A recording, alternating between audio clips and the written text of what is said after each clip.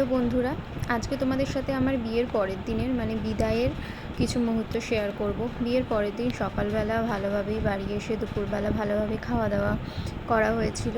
তো তারপরে সন্ধেবেলা বিদায়ের পালা। তো এখানে সবাই বড়রা আশীর্বাদ করছে। আর কি বলবো, আর মেয়েদের জীবনটাই এরকম যে ছোটোবেলা থেকে যাদের কাছে মানুষ হওয়া, যাদের সাথে থাকা, উঠতে বসতে যাদেরকে দেখা, তাদেরকে ছেড়ে সম্পূর্ণ একটা আলাদা পরিবারে গিয়ে নিজের সংসার করতে হয়। যারা ছোট থেকে বড় করেছে দুদিনেই তারা পর হয়ে যায়, আর যাদেরকে কেউ চিনতামই না তাদেরকেই আপন করতে হয়। হ্যাঁ, তবে আমার ব্যাপারটা একটু আলাদা। যাদের লাভ ম্যারেজ তারা তো পরিবারের আগেই থেকেই সবাইকে চেনে, যেমন আমিও আকাশে বাড়ির সবাইকেই চিনতাম। সবার সাথেই আমার আলাপ, খুবই ভালো সম্পর্ক ছিল সবার সাথে। কিন্তু যাদের অ্যারেঞ্জ ম্যারেজ তাদের একটু মানিয়ে নিতে, নিজেকে বোঝাতে খুবই কষ্ট হয়। এটাই মেয়েদের জীবন, মেয়েদের এভাবেই সমস্ত কিছু নিয়ম চলে এসছে।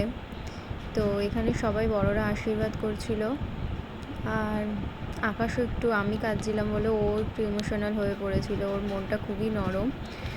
আর এই যে এটা আমার দিদন।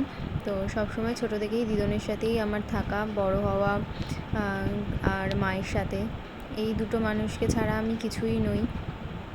তো তাদের দুজনকে ছেড়ে আসা সত্যিই খুবই কষ্টের। আর বাবারা যেহেতু একটু কঠিন হয়, সবার সামনে তো আর কাঁদতে পারে না, কিন্তু মনের ভাব তো আর বাইরে থেকে ওইভাবে প্রকাশ করতে পারছিল না, কিন্তু ভেতর ভেতর কষ্ট হচ্ছিল, সেটা আমিও জানি।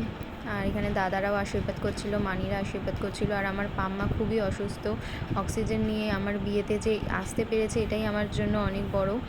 খুবই অসুস্থ, সেই নিয়েই আমার বিয়েতে সমস্ত কিছু রিচুয়ালস পালন করেছে। আর এই যে বিদায়ের সময়, আর এই কনকাঞ্জলি রিচুয়ালসটা খুবই বাজে একটা রিচুয়ালস। কিছুতেই মায়ের ঋণ শোধ করা কখনোই যায় না। আমি তাই মুখে কিছুই বলিনি, শুধু নিয়মটুকু পালন করেছিলাম। আমাদের বাড়ির নিয়ম আছে, বেরোনোর সময় মেয়েদের দুধে আলতায় হাতের ছাপটা বাড়িতে দেয়ালে লাগিয়ে দিয়ে আসা।